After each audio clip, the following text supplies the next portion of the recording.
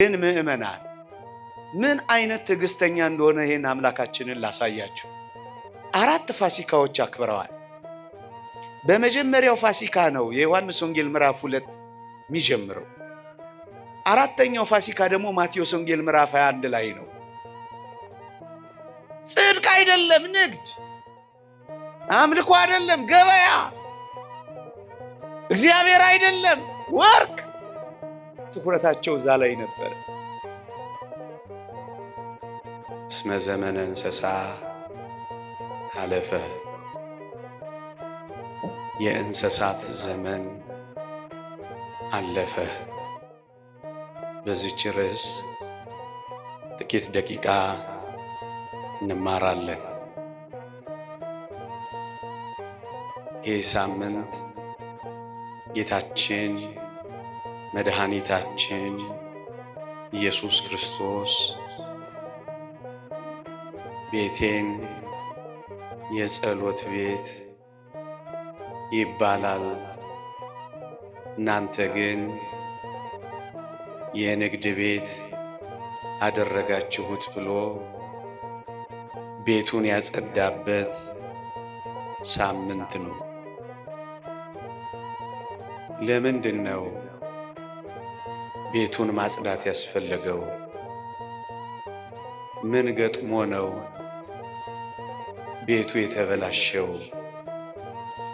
እነዚህን አጠር አድርጌ አስቀድሜ እገልጻለሁ። በዚያ ዘመን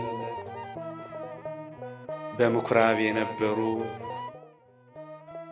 አገልጋዮች፣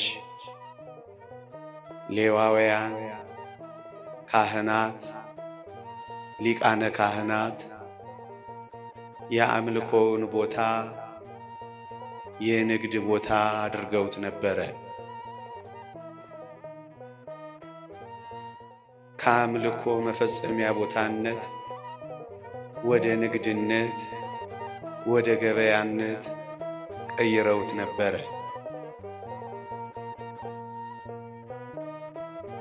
ከሩቅ አገር መስዋዕት ሊሰው የሚመጡ መስዋዕት ለማቅረብ የተጉ ብዙ ሰዎች ለኃጢአት ስርየታቸው ላም፣ በግ፣ ፍየል ይዘው ይመጣሉ እና ምን ያደርጋሉ? ልክ እዛ መቅደስ ውስጥ ሲደርስ እዚያ ምኩራብ መስዋዕቶቹ ሲደርሱ እነዚህ አገልጋዮች መስዋዕቱን ይዘው የመጡትን ሰዎች እነዚህ ከስተዋል፣ እነዚህ ገርጥተዋል፣ እነዚህ መንምነዋል፣ አንቀበላችሁ ይሏቸዋል። ብቻ ምን አለፋችሁ በመንገድ ላይ ከለፉት በላይ በዚያች በቤተ መቅደስ በጸሎት ቤት በምኩራባ ያንገላቷቸዋል። ከአራዊት ጠብቀው ታግለው ያመጧቸውን መስዋዕቶች እዚያ የጸሎት ቦታ ላይ ያሉ አራዊቶች፣ ቅድም ያልኳቸው ነጋዴዎች ይበሉባቸዋል። ሌባ እንዳይነጥቃቸው እጅግ በጣም ተጠንቅቀው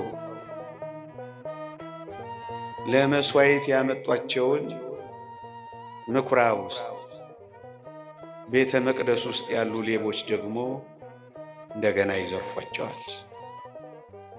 ይህንን የተወደደ መድኃኒታችን ኢየሱስ ክርስቶስ ያውቃል። ለዚህ ነው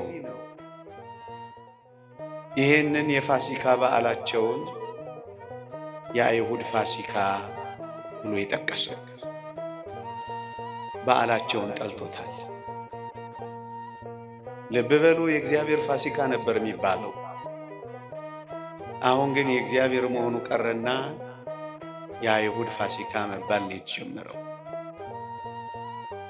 እግዚአብሔር ሲጸየፍ እንደዚህ ምእመናን፣ እግዚአብሔር ጾማችንን፣ እግዚአብሔር ጸሎታችን፣ እግዚአብሔር በዓላችን፣ እግዚአብሔር መቅደሳችን፣ እግዚአብሔር አገልግሎታችን እንዳይጸየፈው ያስፈራል።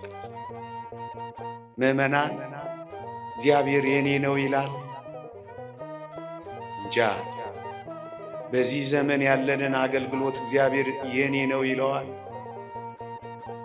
እኔ እግዚአብሔር አገልጋይ ነኝ። አሁን እኛ መንፈሳዊ ጾም እግዚአብሔር የሚቀበለው እንጾማለን። እኔ የመረጥኩት ጾም ነው ይለናል። እንደዛ በጸጥታ ፈተሻችሁ ታውቃላችሁ? የኔ ጾም፣ የኔ በዓል፣ የኔ አገልግሎት፣ የኔ መቅደስ የኔ ይለዋል። በዚህ ምክንያት እግዚአብሔር በዓላቸውንም አገልግሎታቸውንም ተጸይፎታል። ለምን እግዚአብሔር ተጸየፈው? የእግዚአብሔርን ሥራ ስላቃለሉ፣ የእግዚአብሔርን ቤት አገልግሎት ስለናቁ፣ እንደውም ከዛ አልፈው ለጥቅማቸው ብቻ ስላደረጉት እግዚአብሔር ተጸየፈ። እግዚአብሔር ናቀ። እግዚአብሔር ጠላው። እንደውም በመጥላት በመናቅ በመጸየፍ ብቻ አይደለም፣ ጅራፍን ጭምር አስመሳ፣ ቁጣም ጭምር ጨመረበት፣ ተግሳጽም ጭምር ተከተለው። ወዳጄ እያችሁ እግዚአብሔርን ስንንቀው ይንቀናል። የኔ አይደለም ይላል፣ ይተወዋል። እግዚአብሔር አያስፈራም? በእግዚአብሔር መተው አያስፈራም? በእግዚአብሔር መረሳት አያስፈራም? የእግዚአብሔር ቁጣና ጅራፍ። እንደሱ ነው የሆኑት እኮ አይሁድ። ይሄን ስራቸውን ያውቀዋል። ምን ያደርጋሉ? የከሱትን ይቀበሉና እኛ ያሰባናቸው ስላሉ እነሱን እንድንሰጣቸው በልዋጩ ገንዘብ ደግሞ ጨምሩ እያሉ ደንበኛ ንግድ ይዘው ነበር። ደንበኛ ንግድ። ለዛ ነው ቤቴ የንግድ ቤት የወንበዴዎች ዋሻ አደረጋችኋት ያለ። ምዕመናን ለዚህ ነው እግዚአብሔር የጠላው። ለምን ግን እንደዚህ ሆኑ? ለምን አምልኮቱን ወደ ንግድነት ቀየሩ? ለምን አደረጉት ይሄን?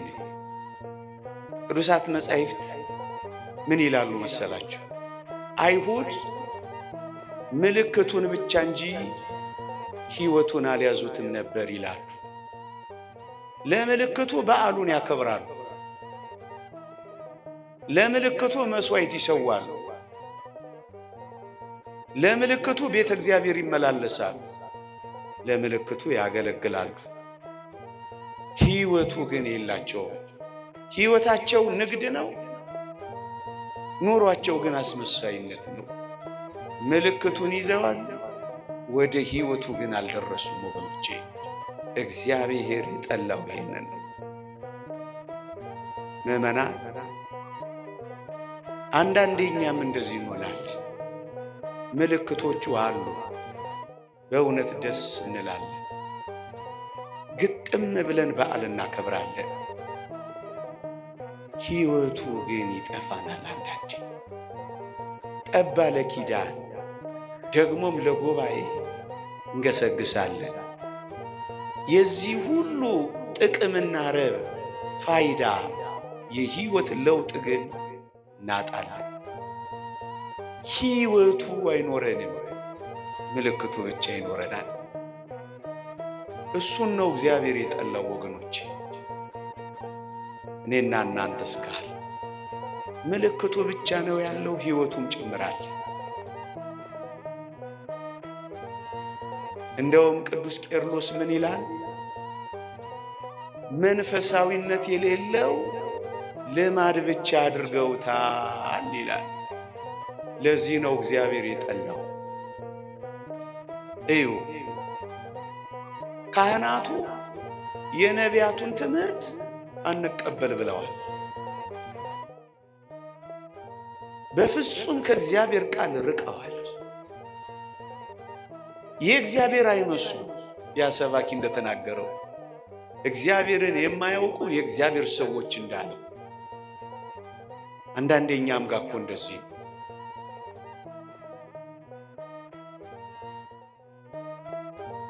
እንዴት ያስፈራል መሰላችሁ? መንፈሳዊነት የሌለው ልማድ ብቻ ነው ይሄ። ትምህርቱ ልማድ ይሆንብናል። ስለዚህ መንፈሳዊነቱ ግን ይጠፋል። ማስቀደሱ ልማድ ይሆንብናል፣ መቀደሱ ግን ይጠፋል። መጸለዩ ልማድ ይሆናል፣ ማነብነብ ብቻ ይሆናል። ልብንም ነፍስንም የማይነካ ይሆናል። እንደውም አንዳንድ ጊዜማ አስመሳይነት ሁሉ ይጨመርበታል። መልአከ ኤዶም ኤፍሬም እሸቴ እንዳለው መንፈሳዊነት እንዳለው መንፈሳዊ መሳይ፣ በዩኒፎርም ውስጥ የተደበቀ መንፈሳዊነት፣ በነጠላ ውስጥ የተደበቀ አስመሳይነት፣ በምንኩስና ቆብ ውስጥ የተደበቀ አስመሳይነት። ምእመናን፣ መጽሐፍ ቅዱስ ከአታላይቱ ይልቅ ከዳተኛይቱ ጸደቀች የሚለው ይሄንን። በጣም አታላዮች እንሆናለን። ሲያዩን መንፈሳውያን፣ ሲፈትሹን ግን የባስን ዓለማውያን ሆነን እንገኛለን። እግዚአብሔርን ለጭምብልነት፣ እግዚአብሔርን ለከለላነት ብቻ እንጠቀምበታለን። መንፈሳዊነት የሌለው ይህ ነገር ይጮሃል።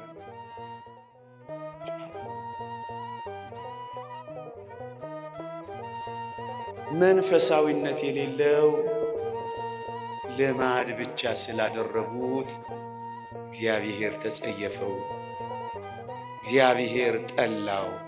እሱ ነው የሚለው። ለዚህ ነው ጅራፍ ያነሳው ወገኖች። እኛም እንደዚህ ከኖርን እግዚአብሔር ይጠላዋል፣ ይጸየፈዋል ኑሯችን ወገኖች። ወይ መንፈሳዊ መሆን ወይ ክርስቶስ እንደኖረ መኖር ነው። እሱ ጭምት ነበር፣ እኛም ጭምቶች።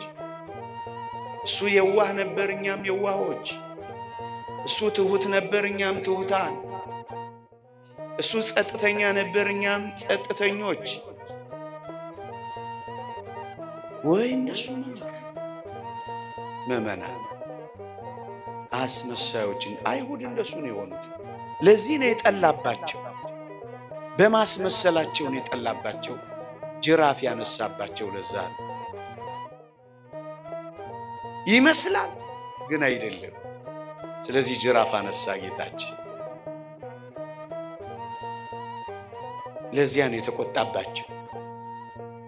ምእመናን፣ እኛንም እንዳይገስጽ፣ እኛንም እንዳይቆጣ፣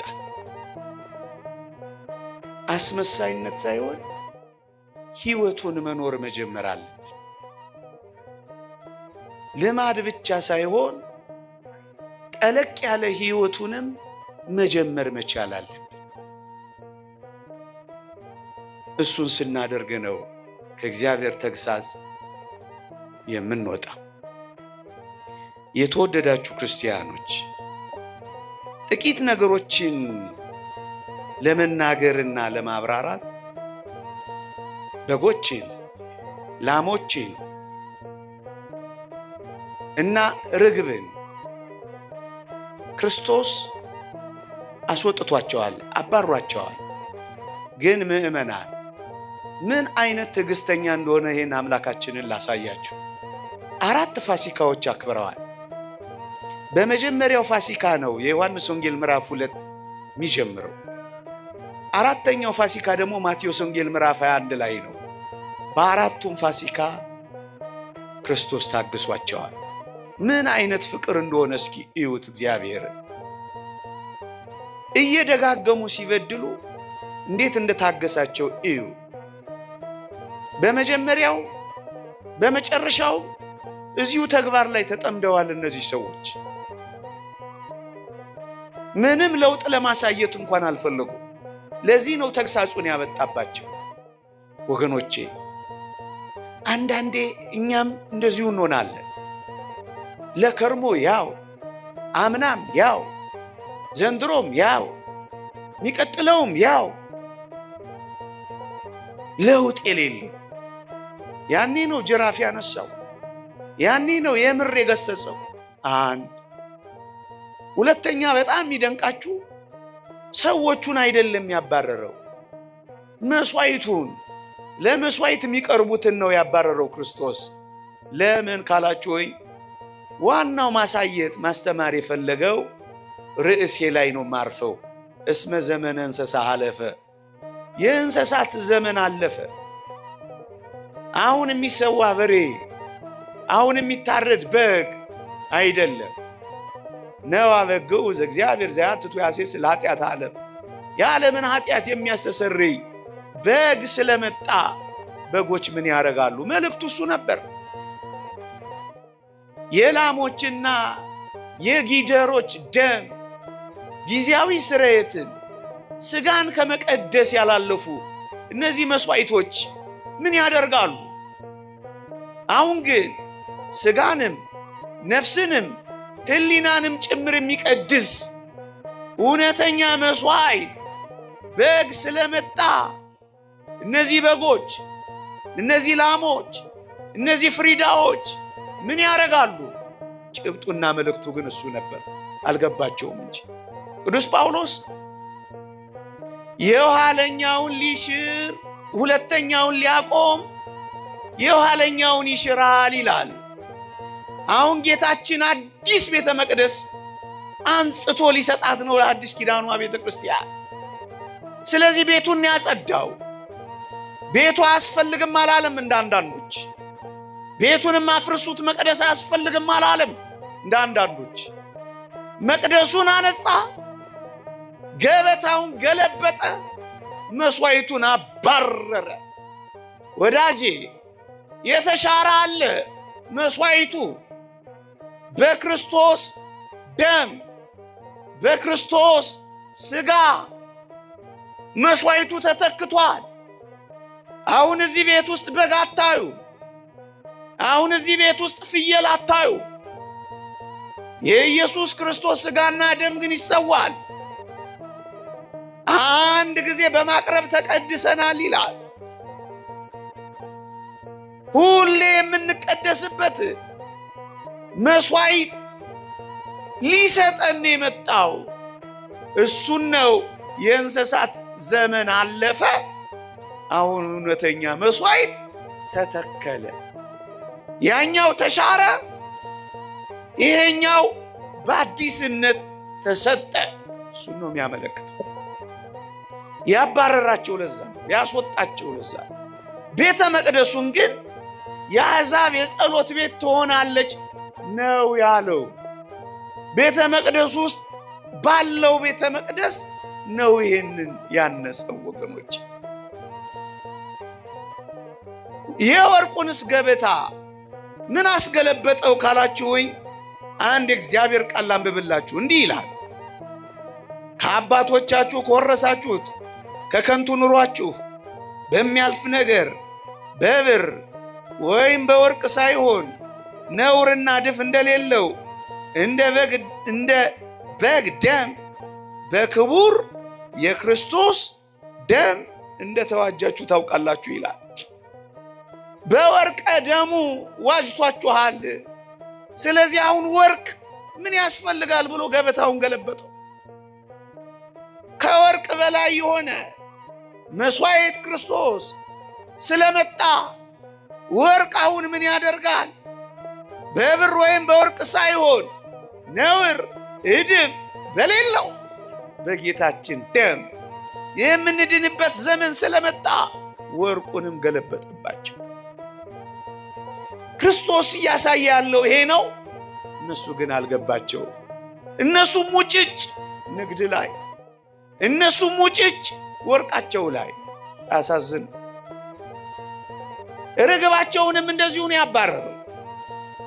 ግን የዚህ ደግሞ ሌላኛው ሐሳብና ምስጢር ምንድነው ካላችሁ ሆይ በበሬ ያርሳሉ በላምም ጥቅም ያገኛሉ። ስለዚህ ለምን አባረራቸው? ጥገኝነታቸው ምድራዊነት ብቻ ሆነ። መብል መጠጥ ብቻ ነው ሐሳባቸው። ንግድ ብቻ ነው ሐሳባቸው። ጽድቅ አይደለም ንግድ፣ አምልኮ አይደለም ገበያ፣ እግዚአብሔር አይደለም ወርቅ። ትኩረታቸው እዛ ላይ ነበር። ለዚህ ነው እግዚአብሔር የጠላው ወገኖች። አያችሁ አንዳንዴ እኛም ጋር አገልግሎቶች እንደዚህ ይበላሻሉ። እግዚአብሔር ይሄን አይወደው፣ እግዚአብሔር ይጸየፈዋል። እንሰማለን እኮ አንዳንዶች ጸሎትን እንኳን ሳይቀር በገንዘብ እየቸበቸቡ ያሉ እንዳሉ እኮ እንሰማለን። ይሄ እግዚአብሔር ይወደዋል። በነፃ የተሰጣችሁን በነፃ ስጡ ያለ አይደለምን እግዚአብሔር? የጸሎት ነጋዴዎች፣ የመቁጠሪያ ነጋዴዎች ንግድ አልበዛም? ምንም አይነገዳል። የቅባ ቅዱስ ነጋዴዎች፣ የእምነት ነጋዴዎች፣ የገዳም ነጋዴዎች ገዳማት እንኳን አንዳንድ ቦታ ምናምን እያሉ እንደ ፒኤልሲ ገንዘብ ማምረቻ አልሆነም በዚህ ዘመን። አያሳፍርም? ሰው በልክ በአግባቡ የሚኖርበት ልክ አለው። ንግድ ማድረግን እንዴት ነውር ነው ወገኖቼ! ንግድ ማድረግ ምን ማለት ነው? መንፈሳዊ አገልግሎት የቤተ ክርስቲያንን ሕይወት ገንዘብ ማግኛ ብቻ፣ ሀብት ማፍሪያ ብቻ፣ ዝና ማካበቻ ብቻ፣ ስልጣን መያዣ ብቻ። ይህ እንዴት ያሳፍራል ወገኖች! በቃ ስጋዊ ጥቅም ብቻ። ይሄን እግዚአብሔር እንዴት አያስቀጣንም? ይሄ በዚህ ዘመን ወገኖች፣ እኔ ዝርዝሩን አልዘረዝር እናንተንም በመዘርዘር አላደክም፣ ግን ያሳፍራል፣ ጥቅም እስካልተገኘበት ድረስ ማገልገል የማይፈልግ ከሆነ ይህ ምንኛ ጅራፍ ያስመሳል። የተወደደ መድኃኒታችን እንዴት እንዳገለገለ አልሰማችሁ?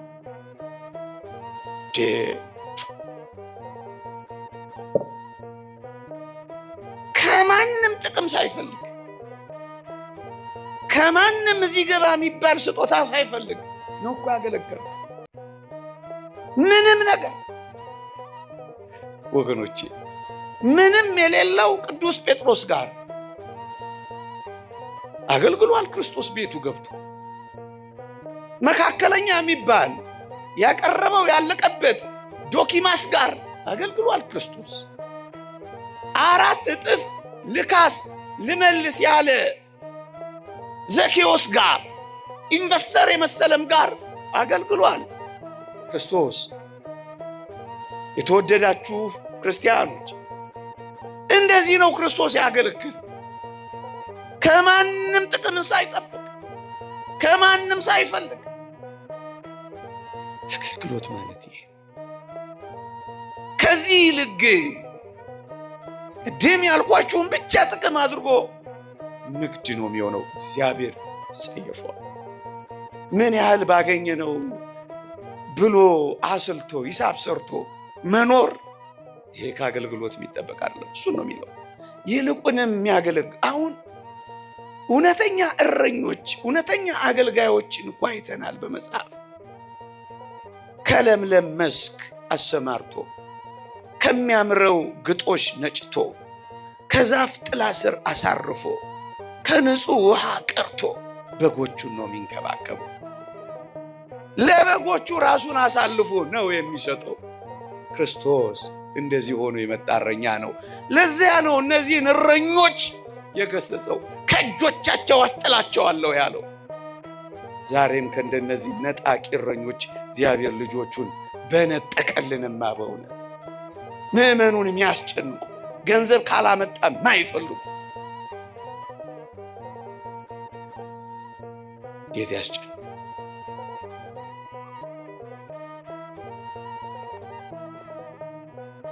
እንዴ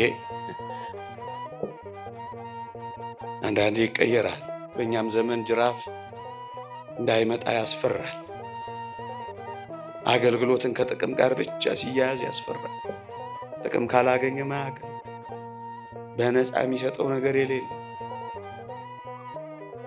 መቅደሱን ገበያ፣ መድረኩን መቸርቸሪያ፣ ስልጣነ ክህነቱን የንግድ ተቋም ፒኤልሲ፣ ምስጢራተ ቤተ ክርስቲያንን እንደ ሸቀጥ መቸብቸቢያ ጥሬ ዕቃ ስብከቱና ዝማሬው ለድርድር የሚያቀርብ ይሄ እንዴት ያሳፍራል ወገኖች!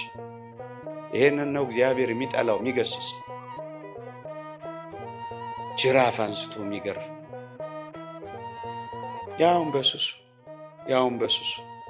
ያውን በስሱ ሳልጨክን ነው ያወራሁት። በፕሮቶኮል የቤት ቅናት ይበላኛል ብሎ በሙሉ ነው ጠርጎ ያስወጣው ወገኖች። ምዕመናን ዛሬ የቤቱ ቅናት ሊያቃጥለን ይገባል። ምክንያቱም እዚህ ካለነው በላይ ደጅ ያለው በግ ይበልጣል። ከተረፈው በግ ይልቅ የዓለም አውሬ የበላው በግ ይበልጣል። ይሄ ምንኛ ያቃጥላል! ይሄ ምንኛ ይነዳል! ምዕመናን እናንተስ ያቃጥላችኋል? ይነዳችኋል እንዴ? ማህሌት ውስጥ ሳይሆን ናይት ክለብ ውስጥ ያለው ይነዳችኋል? ዕጣን የሚያጨሰው ሳይሆን እዚያ አሽሽ የሚያጨሰው ይነዳችኋል?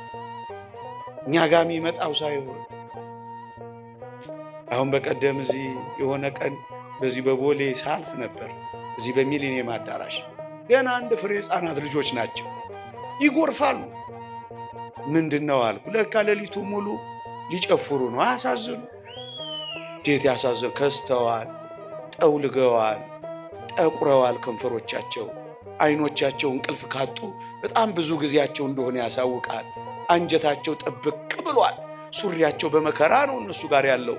ቆሜ እያየሁ አዘንኩ። ይሄ ያቃጥላችኋል? ምዕመናን ከሰበክነው በላይ ያልሰበክነው አይበዛ? ካቀረብነው በላይ ያላቀረብነው፣ ከሰማው በላይ ያልሰማው አይበዛ? አሁን ይሄ ብቻ ነው አገልግሎታችንና ልካችን? ምዕመናን አሁን እግዚአብሔር ልጆቼን ጠብቃችኋለሁ ይለናል። ወላጆችስ እረኞች እኮ ናችሁ። ልጆቻችሁን ጠብቃችኋል። ወደ ለምለሙ መስክ ወደ ጌታችን አምጥታችኋቸዋል። ይሄንን ዕጣን አሸትቷቸዋል። እነዚህን ቅዱሳት መጻሕፍት ነው እንዲገልጡ የሚያደርጓቸው። የት ላይ ነው የጣላችኋቸው? እግዚአብሔር አይጠይቀንም? ስለ ልጆቻችሁ ግድ አይላችሁም? አትጸልዩም? አታለቅሱም? በቤተ እግዚአብሔር ደጅ አትጠኑ? እረኞች እኮ ናችሁ። እናንተ መምህራንስ ደግ ነገር ይማራል የምታስተምሩት ልጅ? እውነት እግዚአብሔርን ይፈራል? እዚያ አስኳላ ያለው መምህርስ እውነት መምህር ነው ያስተምራል? አይቆጫችሁም? ደግ ያልሆነ ነገር የሚያስተምር ነገር ሲፈጠር አይነዳችሁም? አያቃጥላችሁም? የእግዚአብሔር ቤት የልጆቹ ቅናት አይዛችሁ? እናንተ ሕዝብንስ የምታስተዳድሩ ትንሽ አያቃጥላችሁ? የሚንከራተት ሕዝብ ስታዩ፣ ኑሮ የከበደው እንደ ቀንበር የሰበረው ሕዝብ ስታዩ ትንሽ አያሳዝናችሁ? የሚበላው አጥቶ ኩርምት ብሎ የሚያድር አንጀቱ የታጠፈ የሚሄድበት የጠፋው የሚሰራው ያጣ የሚማረው የሚቀጥረው ያጣ ሰው ትንሽ አያሳዝንም? ሚንገላታ የእግዚአብሔር ሕዝብ አያሳዝንም? ይሄስ ቤቱ አያቃጥልም? እስመ ቅንዓተ ቤትከ በልዐኒ። ይህ ቤት ቅናት እንደዚህ እኮ ነው ከፍ እያለ፣ እንደዚህ እኮ ነው እየሰፋ የሚሄደው ወገኖች። ምዕመናን በዚህ ዘመንስ ለእውነት እንነጋገር ከተባለ ሌላ የቤቱ ቅናት የሚበላን የለም። ብዙ የክርስቶስ ማደሪያዎች የሆኑ በተለይ በዚህ ዘመን ኦርቶዶክሳውያን ስለሆኑ ብቻ ደማቸውስ የሚፈስ የለም። እረኝነት ወጥተው እንኳን አይደለም በጎቹ ተመልሰው እረኛ የሆነው ሕፃን እዛ ሜዳ እንደቀረ ስትሰሙ አሁን ሰላም ነው የምትኖሩት? አያሳዝንም? የልጆቹ ቅናት አይበላችሁ? ከቤት ወጥተው ደጅም በቀደም አንድ ሰው አግኝቻለሁ አንድ ሀገር ሄጄ ከቤታችን ወጥተን ጫካ ማደር ከጀመርን 4 ዓመታችን ነው አለኝ። እንግዲህ እዛ ሀገር ነዋሪ ነው፣ ሌላ ቦታ ተሰዶ መጥቶ መኖር ያልቻሉስ የቤቱ ቅናት አይበላንም? መቼ ነው የምር የእውነት እኔና እናንተ የቤቱ ቅናት በልቶንና አቃጥሎን እግዚአብሔርን የእውነት በሱባኤ የእውነት በእንባ የእውነት በጨዋነት በቃኝ ምንል? የቤቱ ቅናት ይበላኛል፣ ይበላናል፣ ይሰማናል፣ ያቃጥለናል። እንደ ሙሴ እንደ እረኛው ሙሴ ምንድን ነበር ያደረገው? እረኛው ሙሴ ይህ ሕዝብ ከሚጠፋ ከሕይወት መጽሐፍ እኔ ልጥፋ ነው ያለው ሙሴ። እንዲህ አይነት እረኞች ያስፈልጉናል። ከመንጋው ፊት የሚበሉ እረኞች ያስፈልጉናል።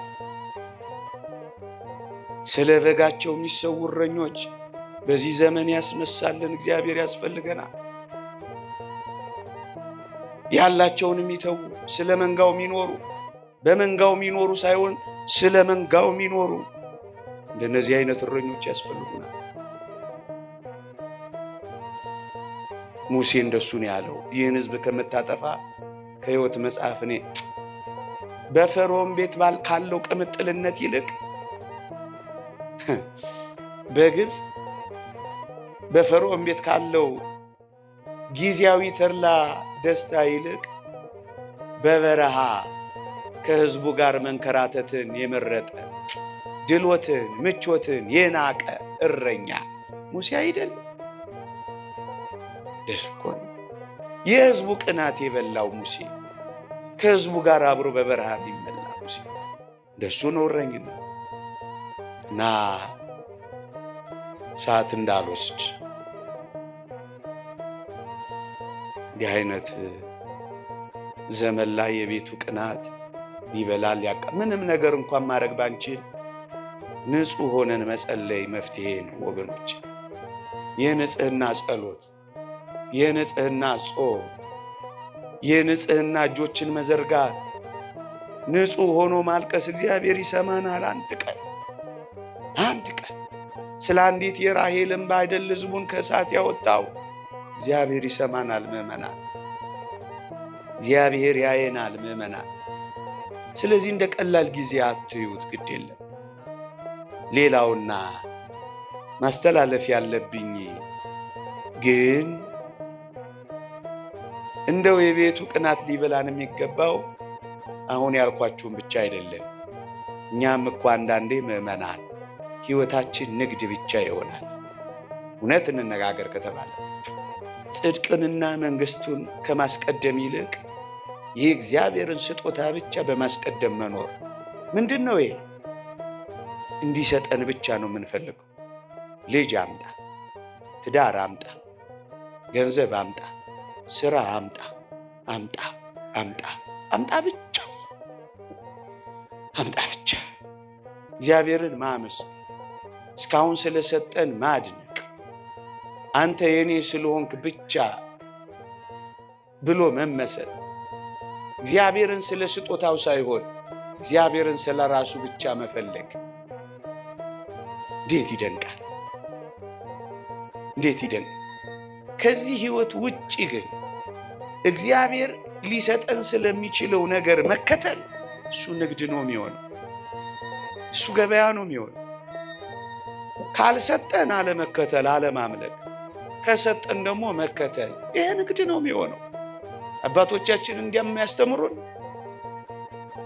ለነፍስ ጥቅም ለእግዚአብሔር ፍቅር ተብሎ ካልሆነ በቀር ጸሎትም ሱባኤም ጾምም አገልግሎትም ለነፍስ ጥቅም ለእግዚአብሔር ፍቅር ካልሆነ ንግድ ነው የሚሆነው ነው የሚሉት ነጋዴዎች እንዳሉ። እግዚአብሔርን የያዘ እኮ ሁሉም የሱ ነው የሚሆነው። የተወደዳችሁ ክርስቲያኖች ምን ይጎልበታል? የኔ የሆነው ሁሉ ያንተ ነው እኮ ነው የሚለው። ሉቃስ ወንጌል ምዕራፍ 15 ላይ ያንን አባት አላያችሁት? ለምን ድርሻዬን አትሰጠኝም አለው።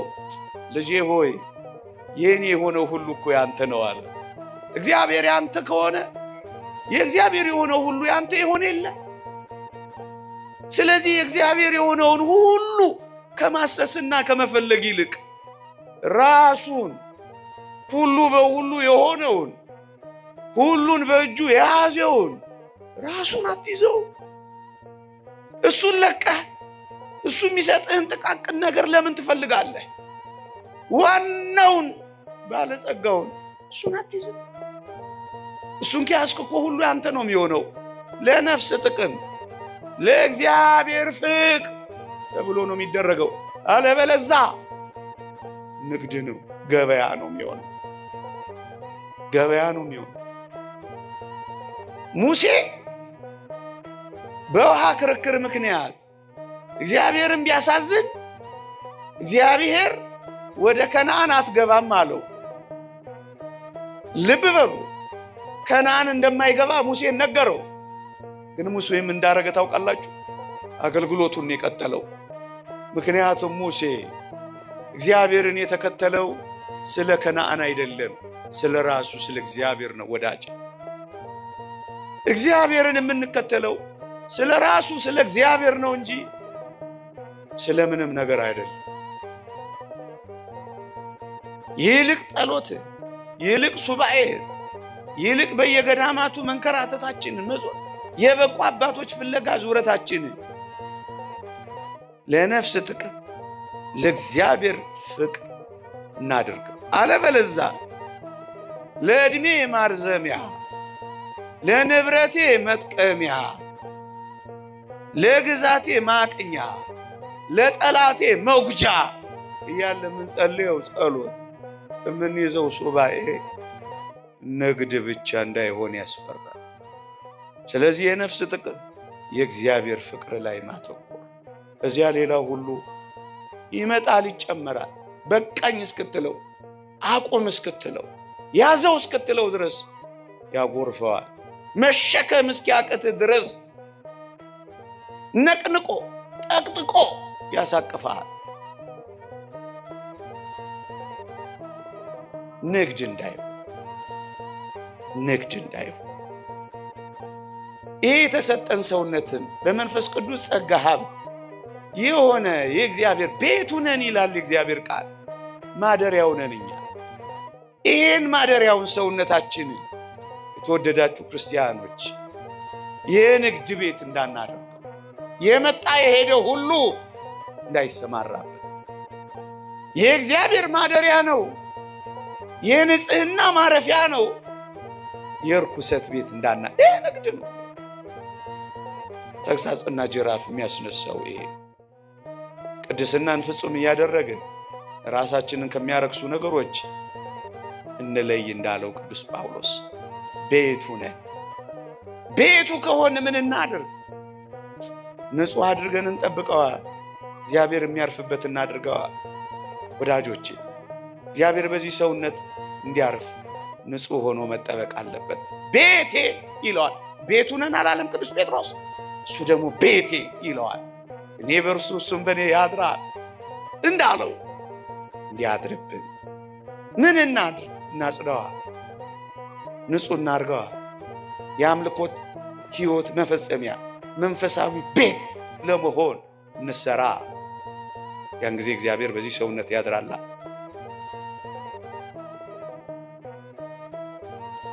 የአንዳንዶቻችን ቤት በበደልና በኃጢአት ምክንያት ይሸታል። ይቅርታ ለቋንቋዬ ትንሽም ይከረፋል። ታዲያ ክርስቶስ በዚህ ቤት ያድራል። የአንዳንዶቻችን ቤት በክፋት፣ በምቀኝነት፣ በጥላቻ የአንዳንዶቻችን ቤት ትርምስምሱ ወጥቷል። እንኳን ሊያድርበት የሚረግጥበት መሬት እንኳን ያጣል። ታዲያ ክርስቶስ በዚህ ቤት ያድራል። የአንዳንዶቻችን ቤት ሸረሪት አድርቶበታል። የአንዳንዶቻችን ቤት ተባዮች ሞልተውበታል። እንኳን ሊያሳድር ጥቂት ደቂቃ የማያስቀምጥም ሂድ ሂድ ይላል። ታዲያ ክርስቶስ በዚህ በበደል በኖረው እንደነዚህ አይነት ጥቃቅን ነገሮች በሞሉበት ያድራል አያድርም?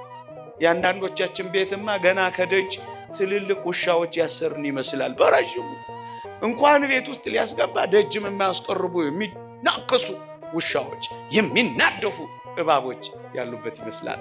ታዲያ ክርስቶስ በዚህ ቤት ውስጥ ያድራል ብላችሁ ታስባላችሁ? ቤቱ ነን ቤቶቼ እንዲለን በእውነት በንስሐ ልናጸዳው ይገባል። ክርስቶስ ጅራፉን ከማንሳቱ በፊት እኔና እናንተ የንስሐን ጅራፍ አንስተን ቤታችንን ልናጸዳው ይገባል። እስመ ዘመነ እንስሳ አለፈ፣ የእንስሳት ዘመንማ አለፈ። ይቆየን።